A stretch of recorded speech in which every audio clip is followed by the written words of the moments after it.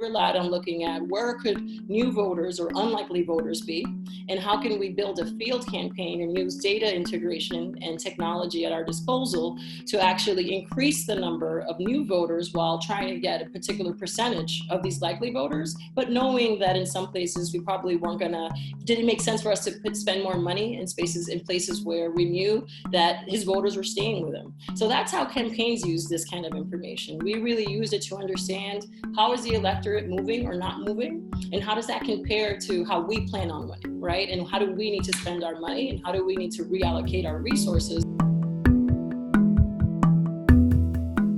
I'm thrilled to be with you here tonight as we continue to present our News Forum series to help you navigate the coverage of the 2020 presidential election. These WGBH News Forums connect you to reporters, information, and experts. This is presented in conjunction with WGBH News and the Forum Network, a public media service that records hundreds of lectures and makes them available to the public for free. Managed and produced by Annie Schreffler. Drawing upon Forum Network partnerships and access to speakers, these events bring together experts in different fields with reporters from WGBH News. Our news forums provide us with the opportunity to have important conversations around how elections work and touch upon a range of topics, including understanding the political divide and discussing the potential impact of the pandemic on our election process. Tonight, we're going behind the polls to explore how polling numbers impact campaigns, voters, and elections. And now I'd like to introduce you to tonight's panel.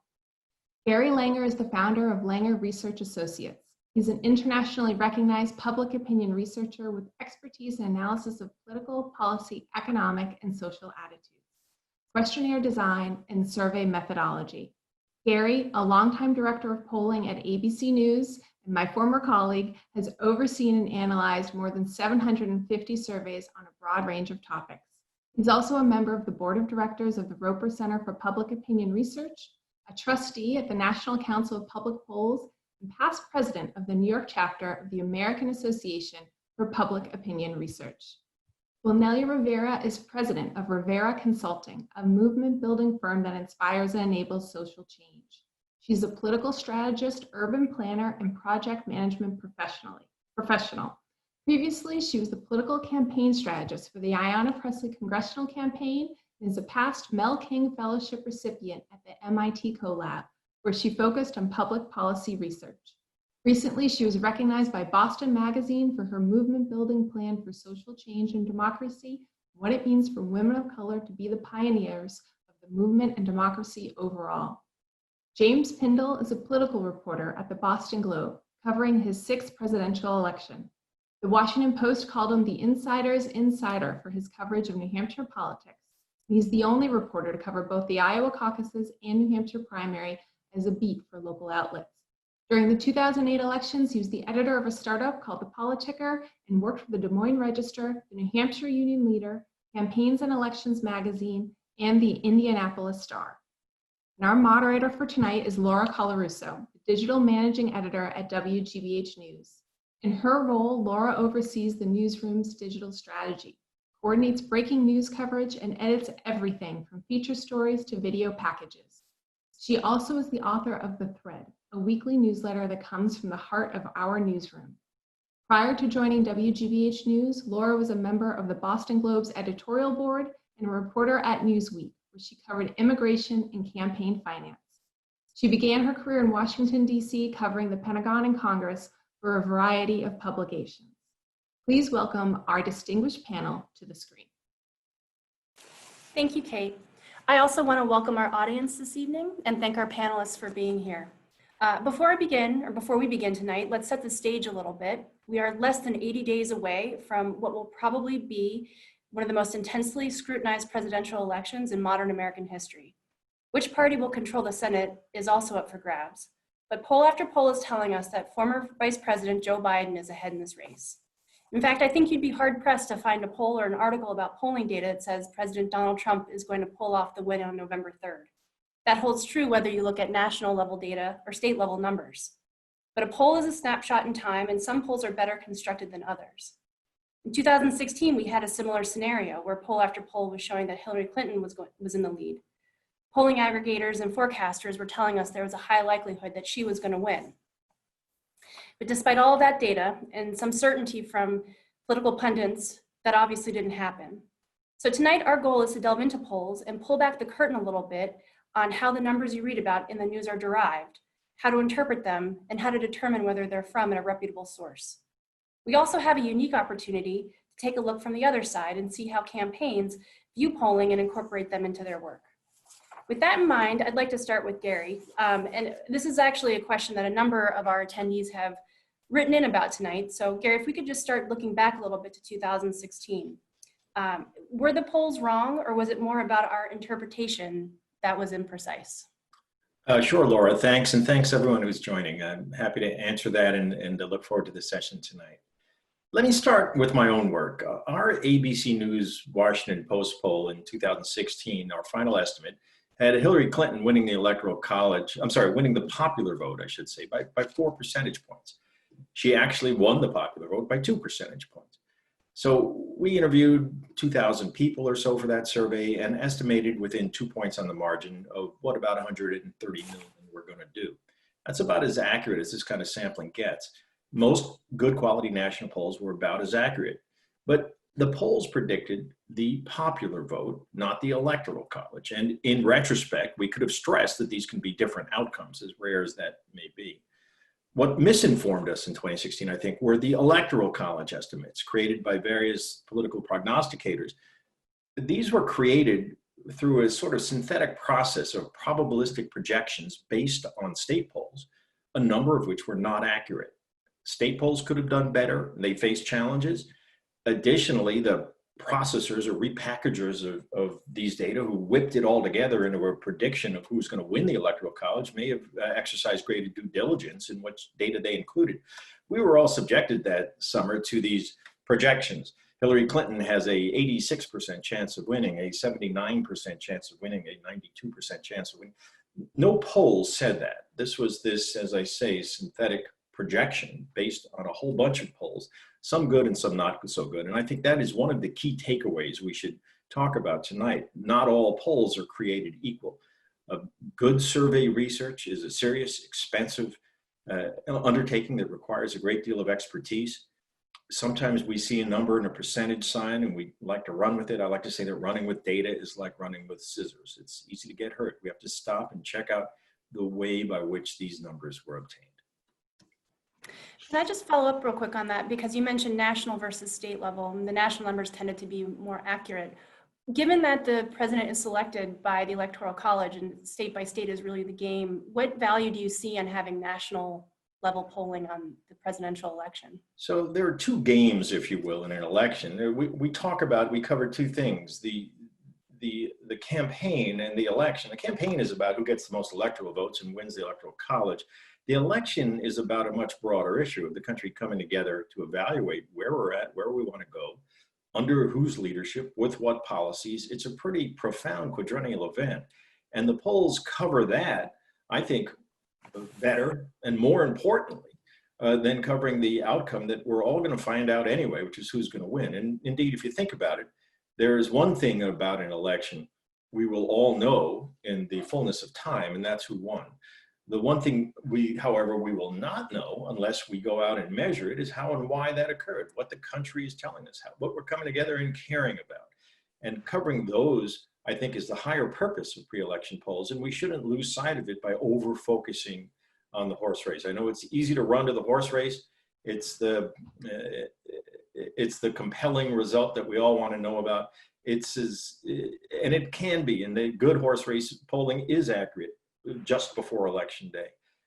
Currently, the polls tell us perhaps what would happen if the election were today, but the election is not today. So it's an artificial construct to start with. What the polls tell us more profoundly is how and where we think we are as a nation, who's going to vote and why. Right. Well, just one more thread I want to pull on there before we move on. You mentioned that there were some issues with state level data. Could you list out some of the problems in retrospect that we now see with what was going on with polling in states like with Wisconsin and Michigan? To be reliably representative, polls have to be based on random samples of respondents. Precision random sample data collection is a complex and expensive exercise. We have polls, particularly state polls, being done without adequate regard to sampling, methodology, modeling. Some have made poor weighting decisions. Some have small samples that widen the margin of sampling error. Some aren't done close enough to election day to be truly predictive. It's really not a business for amateurs or for underfunded participants. But we do have a lot of that in the mix. If you're going to start pulling all these data together and making projections about the winner of the Electoral College, you really need to exercise a careful assessment of the data that you're combining. I like to say that averaging polls is like averaging champagne, Coca-Cola, and turpentine. Drink up. Great, James. Donald Trump has already been talking about how inaccurate the polls were in 2016. He pulled out that when, and it's an example of why we shouldn't trust all the polls now that are saying that Joe Biden is leading the race. You recently wrote about this in an article for the Boston Globe and reached the opposite conclusion.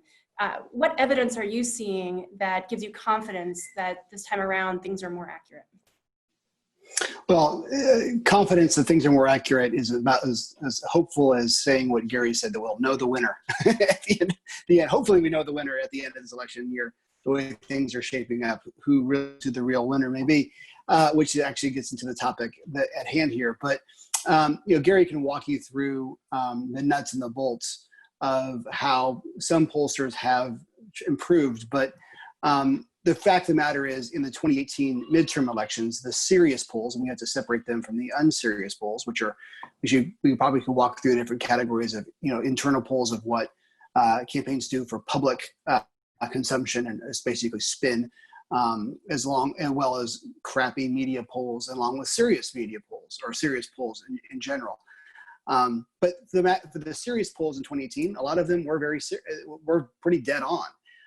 Throughout the presidential primary system process, we saw polls were pretty dead on, except for a few outliers here and there. One area where we have not been better is in that presidential primary process, where the national parties used national polling as a metric of something that's relevant in a presidential primary process. Again, this is not on the pollsters, this is national parties talking about polls and are they reliable. We had like a bazillion people running for president on the Republican side in 2016 and another bazillion for president as Democrats in the 2020 cycle. And you thought we would learn the lesson from 2016, which is to not use national polls to figure out the debate stage or not.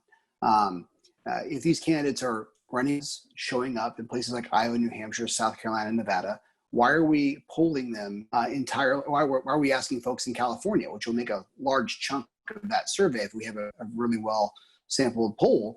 Why are we asking what their opinion is when the campaign doesn't occur there? Are campaigns really catching fire or not? That's one area where I think we had an over-reliance on national polls. Again, it's not to the pollsters or the polls to be believed, but how we use those polls. I think it's an important distinction. But overall, these polls have been better ever since 2016. Great. Well, Wilnelia, I wanted to bring you in at this point.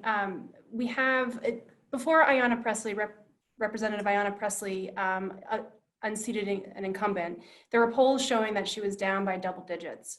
I was wondering, did you trust that number? Did you think did this tell you anything or influence how you handled her campaign? Mm-hmm. Well, my response here is actually a very specific example of what both James and Gary bring up, right? In terms of how folks that work in a campaign use polls versus how the general public should look at these polls, right? And I think the important thing is that, polls, especially depending on, the type and the source, really is the business of campaigns and elections. Those of us that are either trying to write stories to understand how are things shifting, across time, particularly in terms of how we want to define, the electorate or define a particular story, right? But for those of us on a campaign, we use polls to try to determine a couple things. And when we saw this poll, when we saw this headline, it didn't surprise us. And the reason why it didn't surprise us and we trusted the results is that we knew that amongst likely voters of the traditional electorate, that Capuano was leading. We knew that. Our own internal numbers, were confirming that as well.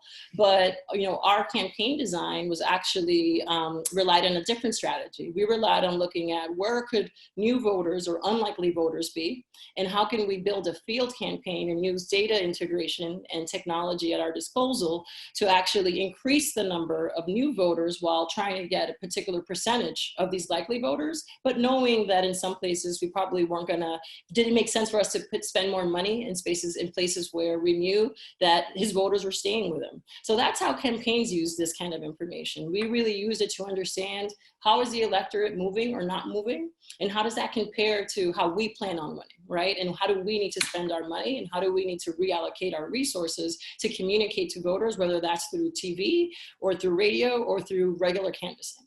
Right. And does it give you a sense, or does it help or hurt with fundraising? Well, a piece like this, you can imagine, right? And also the timing of these kinds of pieces also impact a lot, right?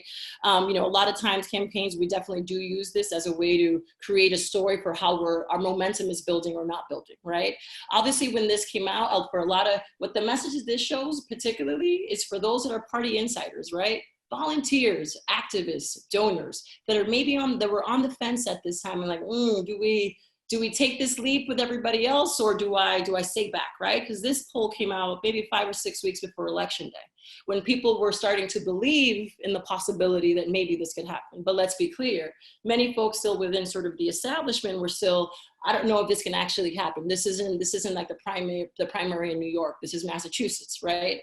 So what we did is that, we obviously knew that from a fundraising perspective, we weren't going to gain any new high-level donors from those folks. We used it to double down on our base and to make a case around our strategy, that our numbers were showing that we were moving these other voters, and that if we continue to capture these new voters and unlikely voters, that we could make up the ground. So it allowed us to make the case to the people that believed in us, to be clear, but it also sent a clear message to those that were on the fence that perhaps they might maybe want to sit this out a little bit longer and wait and see.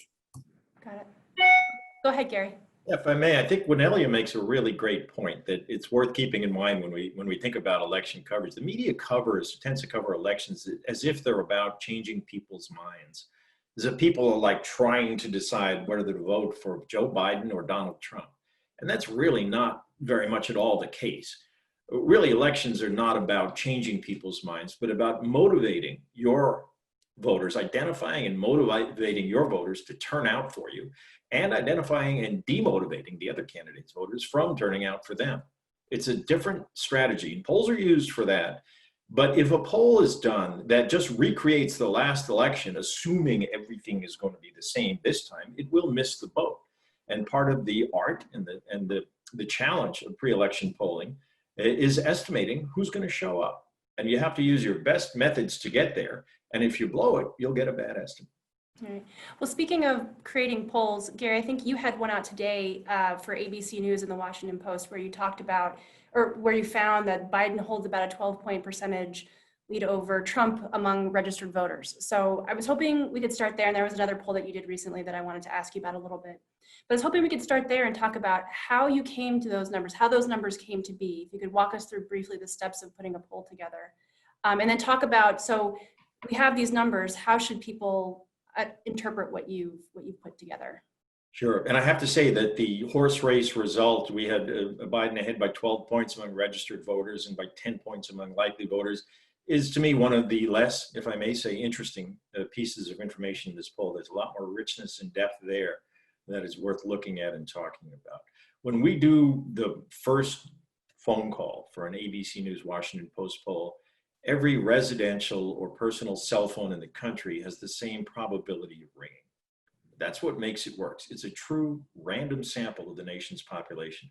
We do these days 75% of our calls via cell phone, others via landline to get that population. We have nearly full national coverage. And in fact, because of the cell phone availability, polls are, good quality polls are even more accurate now than they were 10 or 15 years ago at representing the population. Because rather than ringing in your home when you're not there, we get to ring in your pocket. You can pick it up and we can talk with you. So we do a random sample of telephone calls, landline and cell phone. We use live, highly trained interviewers with a very rigorous data collection procedures, and we go through a bunch of questions. We ask you if you participate, we tell you what it's about, and we ask our questions. Are you registered to vote? Are you following the campaign? If the election were today, for whom would you vote? And a variety of additional questions as well to really tease out the results. One, just for example, important result in our last poll, we've been pointing out since the spring the decided lack of enthusiasm for Joe Biden. Among registered voters in March, 28% of his supporters said they were highly enthusiastic about supporting him. That is a dismal number. We haven't seen one that low since Hillary Clinton, and rarely, if ever, before that. Today, though, 48% of Biden supporters say they're very enthusiastic about supporting him. He still trails Donald Trump in this important enthusiasm measure by a significant margin, but he's improved by 20 points over the course of the summer. And that's an important development for him to the extent that enthusiasm informs turnout, especially in a pandemic election when voting may well be much more complicated than it's been in the past. Right. And then you also did another poll recently where you talked, it was one of these surveys around issues that I know we wanted to get to talking to about tonight as well. But you found that 63% of Americans support the Black Lives Matter movement, and a record 69 say that Black people and other minorities are denied equal treatment in this country, in the criminal justice system. So I was hoping we could talk a little bit about why a survey like that is so important and how it can inform sort of the broader discussion around criminal justice reform, police reform. So Gary, we'll start with you, but then I wanted to ask Wilnelia as well. Thanks, Laura. Measuring and tracking social trends, political attitudes, policy attitudes, personal lifestyles, all these elements are super important. It's really important to understand where we're at as a country and to track our movement over time. And I think the survey we're talking about did that. I've been conducting public opinion polls, if I may date myself, since 1986. And I'm going to read you a question that I wrote in 1988. Do you think Black people and other minorities receive equal treatment as white people in the criminal justice system or not? Now, the number of whites in this country who say that Blacks do not receive equal treatment in the criminal justice system was 44% just 6 years ago. It's 62% today. That is a dramatic change. It's a majority for the first time since we've asked that question repeatedly all the way back to the late 1980s. That is a fundamental change in Americans' awareness and understanding of some of the racial equity challenges we face in this country. It's similar, I think, to the sea change we saw in attitudes toward gay people a decade or to 15 years ago. And policy preferences tend to follow these things. Gallup was out with data just this past week in which trust and confidence in the police was near a record low. These are all associated with this change in awareness and understanding in public attitudes. Good quality polls that track these measures over time tell us fundamentally important things about the direction of public attitudes in our country, and policies do follow. Well, Nellie, I wanted to ask, to follow up on that, Black Lives Matter is just one area where we have this rich field of data. I'm thinking about gun control as another area. But I wanted to get a sense for, if you could help the audience understand as a consultant, how you incorporate these types of findings into your work with candidates.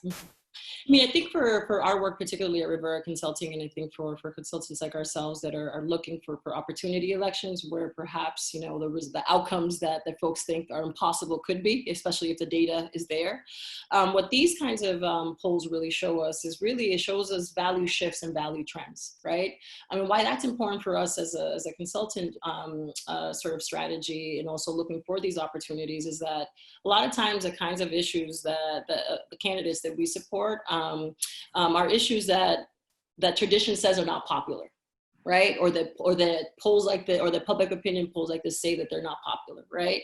But yet you have a whole sector of movement folks that dedicate themselves to social justice movements as well, right? So this kind of public opinion research is really informative, not just in the election spaces, but it's really important for advocates, for movement folks, and in addition to policymakers, right? For folks that are sitting in municipalities and state governments and thinking about what these trends mean to them locally as well. Because they say something about the politics dynamics of change, right? When you think about what the national uprisings have meant, across the country and the changes that's translated into locally here, it doesn't mean that there isn't more work to do, obviously, but what these public opinion polls show is that there is an overall shift that's happening, and it really changes the tides of where what's politically possible when we get to actual governance, right? And that's why these things are important. But I think in terms of elections themselves, you definitely don't want to see a campaign just shifting based on every new public opinion poll that comes out, even if it's a good one, because ultimately, we're using these public opinion polls to really inform the kinds of values that we think are more representative of an emerging coalition of voters in this country. Got it. James, I wanted to bring you back in and talk a little bit from the journalist perspective. When you sit down to write about a poll, what are you looking for? What information do you need to have before you know that it's a poll that you want to write about? In other words, how do you vet them before you decide it's important for readers to know about them? Well, first, it's a good question. Let's step back for a second. This is just pure anecdotal, just my experience, but I read endless stories every day about politics. It's my job to do it. There are fewer stories based off of a poll said X now since 2016 than there were before. You could have a total, ridiculous poll that comes out, it's on the presidential race in a swing state. CNN will put it on the air. Someone else will pick it up. Now there's a lot more skepticism about those polls. And B, like sort of how you use those polls is a little bit different as well.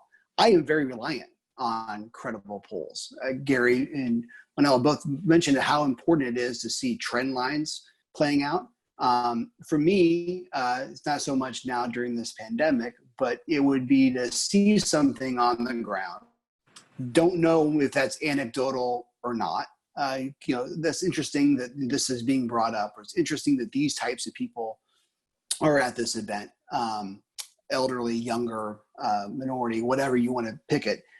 And you see it on the ground, but you want to get some context. And that's what a good poll can do, is it can provide some context. Wow, I guess maybe Democrats really are being more enthused around Joe Biden. Maybe there's a story there, and then you fill it out with something more richer, not just based on that poll, but a credible poll provides a credible hook, particularly as I try to sell any kind of trend story or any kind of conceptual story to an editor. They'll say, well, is that really happening? Well, here are 3 different credible polls showing that it is happening. To answer your question more specifically, anytime a poll comes into my inbox, most chances are it's not going to be covered. 90% of it usually spin from an organization trying to make an argument that, did you know that the number one issue in this election is whether or not left people have enough rights? That's funded by the Left-Handed People Association of America. So, and I'm left-handed, so don't call me biased. But a lot of it's that. Then after that, if it is a poll about a particular race, the first question is a back and forth between editors. It quickly flies around Slack or on email, like, are we using this? Or are we not using this? And a discussion ensues. Gary's talked offline about how more news organizations should have policies on that. And I think the Globe is going to work to do that. But we don't have one. It's more informal. But the number of things we look at is how many people are they asked? There was a poll last week in the Massachusetts Democratic Senate race that the Globe did not write about because of that, even though it had pretty prominent media partners involved behind it. There's a very small sample size. It wasn't weighted correctly geographically. And then after that, if it's say locally here in New England, the hottest race after the Massachusetts Senate primary race is the Maine Senate race. There's been a number of polls in the Maine Senate race, which our readers of the Globe can't get enough of. This Collins Sarah Gideon race can't get enough of reading about it. The traffic's through the roof whenever we write about Maine, and I basically live up there during the pandemic, so I'm very attuned to it. And I would say 7 out of 10 polls I can't run out of there just because they're not credible enough. But there's a conversation, and some of that has to do with, look to see if the partisan breakdown the state matches, of course, what the pollster was trying to do. There's a number of things I try to look as a reporter that maybe a layperson should not have to, waste their time with. But you can get a pretty good sense of whether or not the poll's credible if you start looking at how many people are being sampled and how they're being sampled, if it's random or not. Right. Oh, go ahead, Gary. If I could jump in, and I'm sorry to say this, but like almost every newspaper in this country, the Boston Globe publishes all sorts of crap polls. I was director of polling at ABC News for more than 20 years. I put in place one of the leading news organization's first polling standards and vetting operation, where we would have enunciated standards for what sort of polls we would air, and we check them all out and either clear them or kill them before we aired them. Every news organization in America needs a policy like this, not an ad hoc seat of the pants policy, but a stated policy of what sort of surveys you will and won't report. It needs to be informed by empirical data about what is and isn't reliable survey research. The problem is, said before, the news media have for far too long indulged themselves in the lazy luxury of being both data hungry and math phobic. We see a number, it's appealing, it's going to get clicks, we want it, we got to have it, we grab it, and we run with it, and it's a problem. Vast majority of surveys we see these days are based on non-probability, convenience samples, opt-in online surveys. Let me read you a statement from the American Association of Public Opinion Research, a paper they produced. Researchers should avoid non-probability online panels when one of the research objectives is to accurately estimate population values, which is the purpose of the exercise. Yet the Globe publishes them all the time, as does the New York Times, as do most newspapers in this country. Well, can we dig into that a little bit, Gary? I mean, let's talk a little bit about what should news organizations be looking for then? Can you be more specific in that? A random sample or a probability sample drawn from a full population. If we have a convenience sample, these opt-in surveys, which flood the gates with data that you see every day, are conducted among people who've selected themselves to sign up and click through questionnaires on the internet in exchange for cash and gifts. These are not random samples, therefore they don't support inference. The principles of inferential statistics state that to make an inference about a full set, we need a randomly selected subset. We can do that with probability or random sample online panels in which people are recruited, usually through address-based sampling, to participate in panels and do surveys. We can do it through telephone interviewing. We can do it through face-to-face interviewing, but we can't do it through self-selected sampling. Okay, I wanted to bring up, make sure we had time to get to aggregators, which seem to inject a certain degree of certainty into the process, right? I think that's what you were talking about at the beginning of the evening, Gary, about how, these aggregators and forecasters were saying there's a high likelihood that Hillary Clinton was going to win. Could you give the audience a sense of what those aggregators are actually doing and how the sites work? And then I have a follow-up question for you. Well, some aggregators simply grab every poll they can find and list them on their sites, which is okay, but perhaps they could do it, and some do, with an opportunity to understand if it's a representative random sample research or if it's a problematic assembly of data. Again, it's a number with a percentage sign. We need to dig in and see how it was obtained. What aggregators rarely do is the kind of legwork it takes to fully assess how a survey was produced. It's complex. It can be hard to get the answers. Sometimes the producers of these things or the sponsors don't even know the answers. We have, for ABC News Washington Post polls, you can find it online, a very detailed disclosure of every piece of the methodology that goes into these surveys. And this sort of disclosure is essential. Really, it starts with disclosure. And I would suggest at the Globe, for example, if you're considering a poll for air, you have to ask for the full details of the methodology, see the full questionnaire, see the overall results to each question. And if the producer won't share it, then you shouldn't report it, because without this information, we have no way to assess if it's good. Aggregators, in my view, rarely take these steps. So some just list polls, then others, as I say, synthesize them.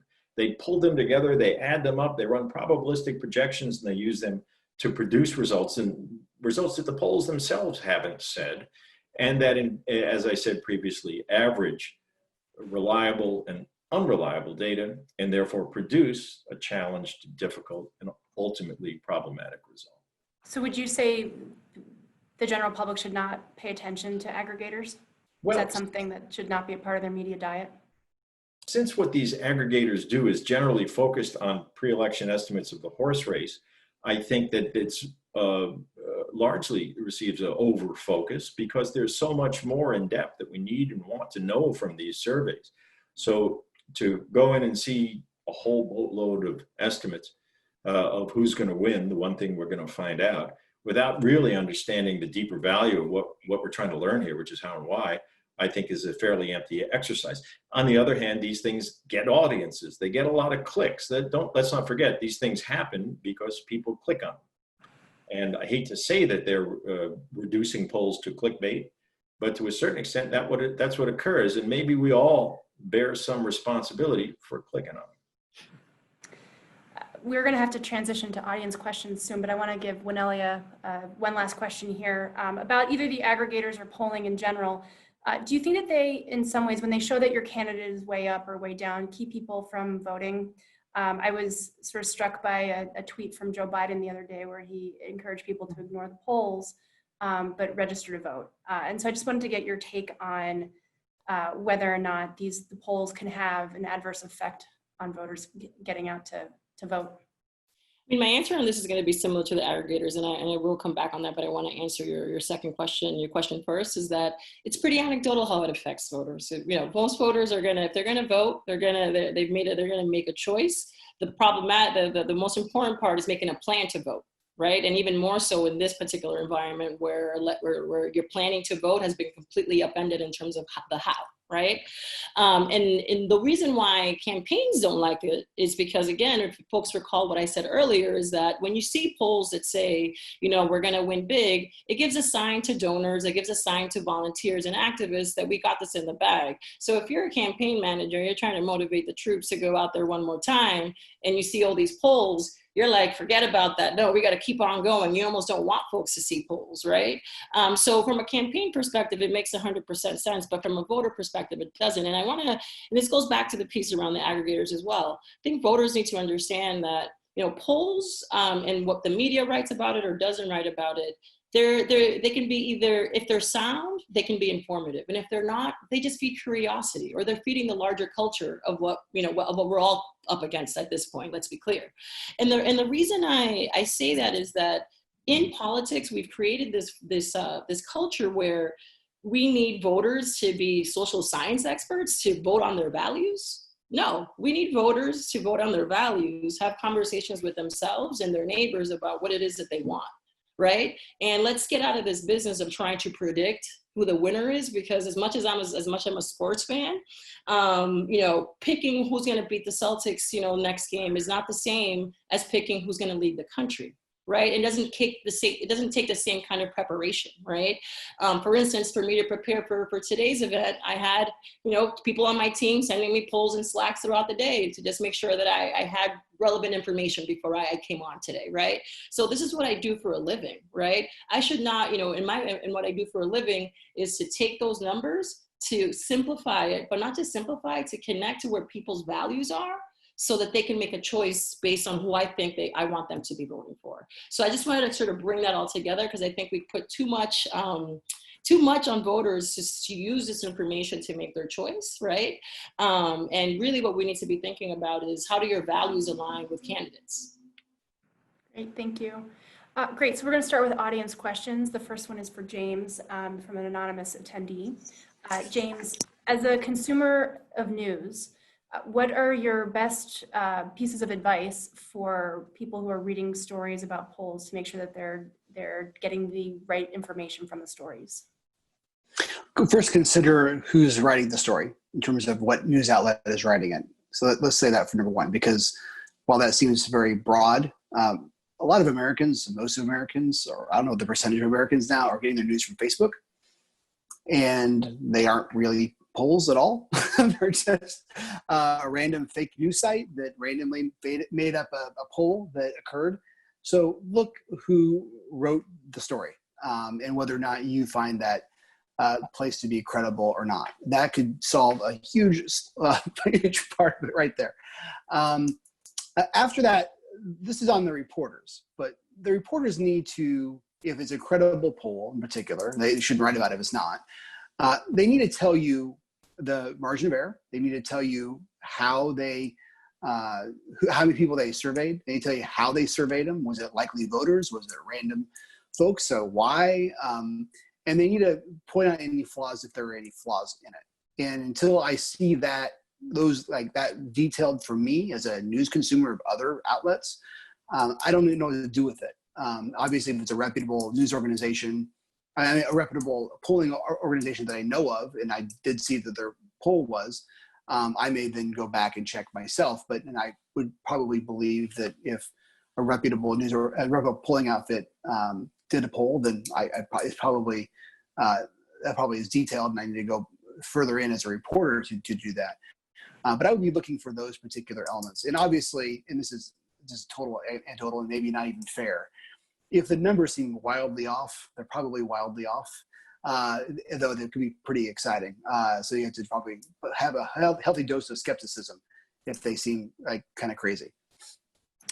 That's great. We're getting a number of questions around who actually participates in polling and how do you make sure that there is a diverse group of people that are a part of the sample. So Gary, if you could take that. This cuts to the principles of random sampling. Pollsters have a joke. They say if you don't believe in random sampling, then the next time the doctor wants to do a blood test, have them take it all. All right, so a little bit of blood randomly drawn from all the blood circulating in your body is adequate to test for your red count, your white count, and anything else you want to know. It's a representative sample. And that's how good polling works, with a representative random sample. Imagine a pot of soup on your stove. You want to know what's in it. If you skim a little off the top, you won't get a good representation. But if you dig deep with a spoon, a good-sized ladle, randomize the contents of the pot and look what's in there, you got some noodles, you got some beans, you got some tomatoes, you got minestrone, right? So a good sample is what itself gives you representation. We don't force it. We don't say, I'm going to speak to this many Black adults, this many Latinx adults, this many whites, this many women, etc. That's quota sampling, and it doesn't work because it's not randomly representative. If you have a random sample, it shakes out beautifully. We had another question about how cell phones have changed the work and whether that's made it more difficult to find a random sample. So Gary, if you could take that as well.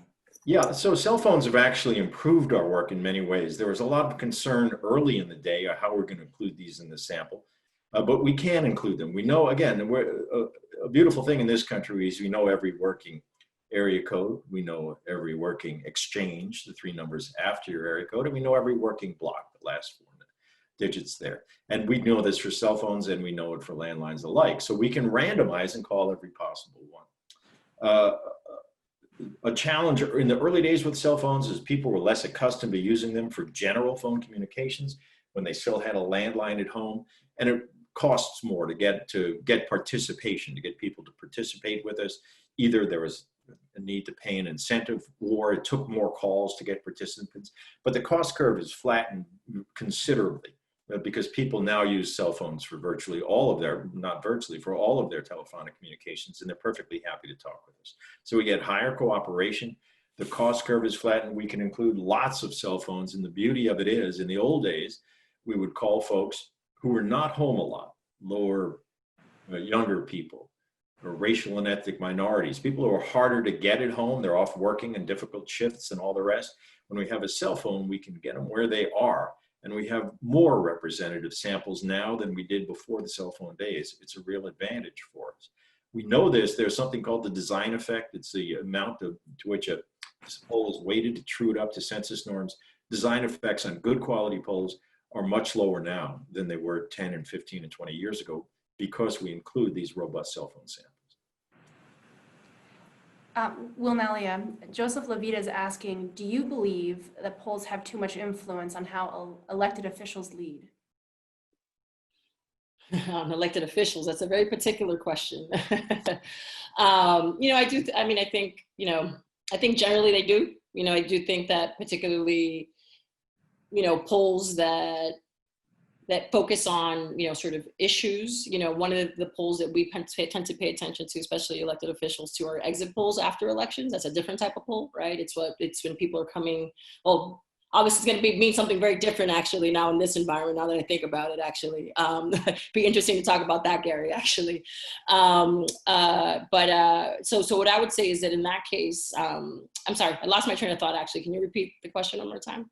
Sure. Do you believe that polls have too much influence over elected officials? So simply it does, because in some ways, if numbers come on an issue that your samples a credible sample size of voters, right, and a credible poll in your district, let's say, right, isn't supportive of an issue, it's kind of hard to really say, well, I'm going to go and be a champion on this, right?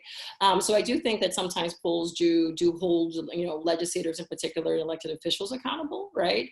But I do think that, polls get used very, very creatively, I want to say, when it comes to when it comes to policy making, right? As someone that has used polls in the advocacy side, it's very different, right? Because we're really zeroing on geography, and that's when we're really thinking about polls very differently, because we've been mostly talking about polls and how they get used in presidential elections and perhaps maybe a congressional election, but how polls get used in other types of advocacy or other types of elections or other types of election environments is very different as well, right? Talking to a likely presidential voter may not be the same as talking to a likely municipal voter next year, right? Sometimes those aren't the same people, right? So those kinds of, that kind of reality in terms of who we're talking to in polls also affects how much elected officials paying attention to a poll also. And I think that's that credibility piece, I think, again, because if it's a constituency that actually that elected official does not need to be held accountable to, I think it's harder to use that kind of information. So I do really think that it really matters what kind of poll it is and how it's being used for and what is being measured in that to begin with.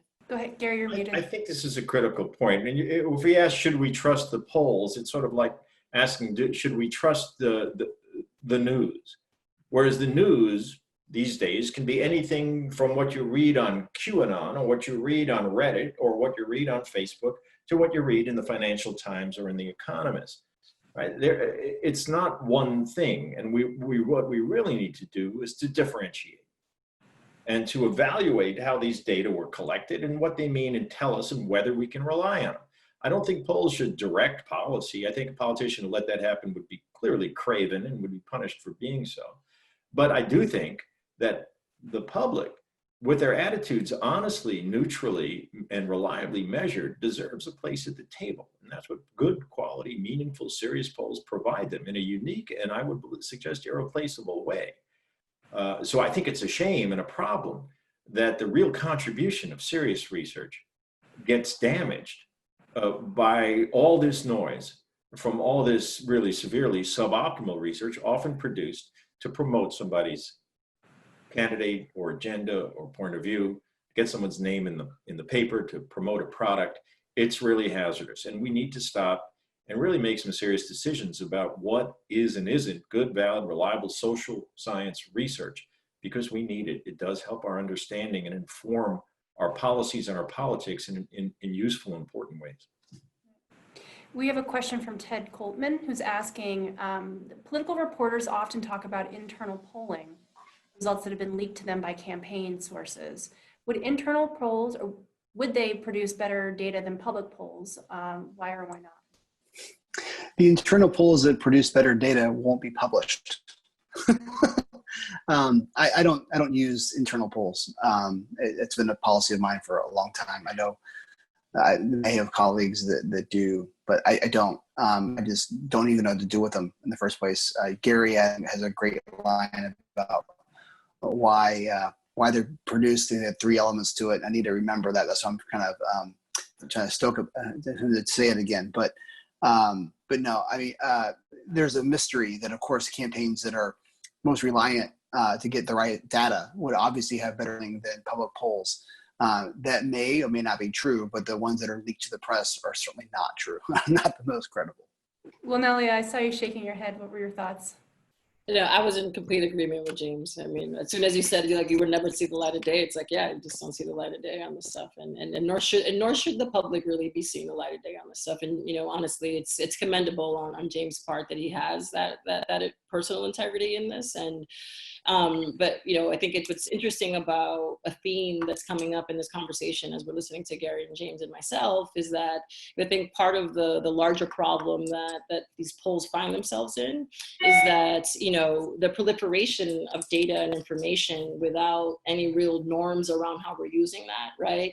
And norms is one thing, but it's another thing to actually have some laws or rules that we have to play by, and that's obviously not the topic of today, but I do raise that as part of the larger point and part of the larger work that needs to happen, right? Because in many ways the technology information of the last 20 years has been amazing, right? Because of the kinds of solutions and problem solving we've been able to figure out. But in the same way, it also has opened up the universe in a way where now all forms of data are somehow credible. For those of us that had to write any kind of college paper, does anybody remember the word gray literature and how you were told just to stay away from it and never write anything based on it? But somehow in the real world now, that's just the way everything operates, right? So I bring that because I do think this is part of a longer conversation that we all need to have across sectors to think about what that actually means, so that we can get to a place where our data is giving us information that we need, not just in polls, but across society. Great. I think we have time for one more question. This one's coming anonymously to us, but how predictive are polls taken a few months before an election? And if they aren't, why bother with a poll, a head-to-head horse race poll 2 months before an election? Well, one comment I'd make is and I hate to reduce it to the score of a game, but if you're watching a basketball game, why not just tune in the last 2 minutes to see who wins? The score at the half is not predictive, but it's relevant of the course of the game as it's proceeding. And to some extent, that's what a horse race poll will tell you in the midst of a campaign, where things are at today. It's not intended to be predictive. It's truly not predictive. We could have a discussion about whether Joe Biden is currently perhaps a little oversold in the survey research. His best attribute is quite simply that he's not Donald Trump. Right. So I think that may be the case. I don't think the polling that's being done today is by any means reliably predictive of the result we're going to see in November, nor is it intended to be. It's intended to be a way in to understand where we're at right now, and then something we haven't talked about to understand how and why we're here. We're in the midst of a pandemic. What are its impacts on voter perceptions and choices in this election? We're in the midst of the greatest economic downturn since the Great Depression. What are those impacts? They are both very profound and important, and we can see it, measure it, and understand it through good polls. Great. Thank you, panel, for a really great discussion this evening. I want to thank all of our panelists again, Gary Langer, Wilnelia Rivera, and James Pindell, for sharing all of your insights with us on polling this evening. Before we go, I'm hoping everyone can mark your calendars for the next installment of our News Forum series. We hope you'll join us again on Monday evening, October 19th, when the News Forums return to discuss how to bridge the partisan divide in our country. Keep an eye out in your email inbox in early October for your personal evite to the event in our series. In the meantime, please visit wgbh.org/events for upcoming virtual event opportunities in the weeks ahead.